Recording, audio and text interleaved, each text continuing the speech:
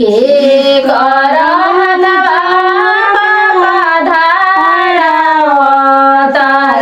हो के कर हाथवा छोड़ावतार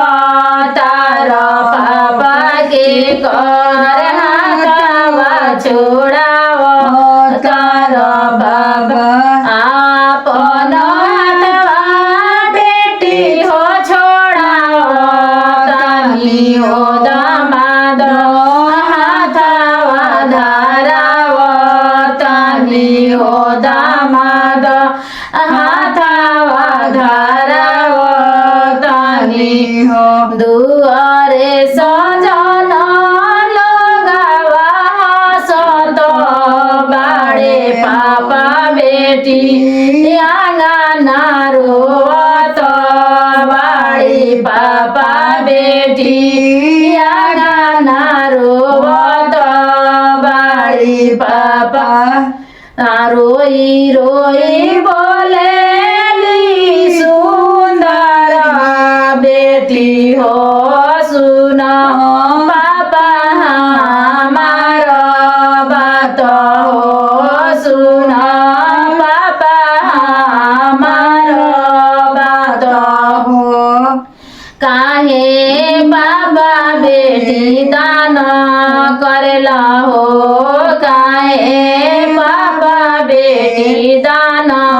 करेला हो गैया भैंसिया कहना पापा दान करेला हो बेटी सुंदर दान करेला हो दुलाराल बेटी के दान करेला हो गैया भैंसिया घर के लक्ष्मी हई हो बेटी तू पाराया हऊ हो बेटी तू पाराया हऊ हो हाथिया से घोड़वा कहना पापा दान करेला हो याजू बेटी के तेज तार हो सुंदर दियावा दान करेला हो हाथिया से घोड़वा बेटी घर के लक्ष्मी हए हो बेटी तू पाराया हऊ हो बेटी तू पाराया हऊ हो।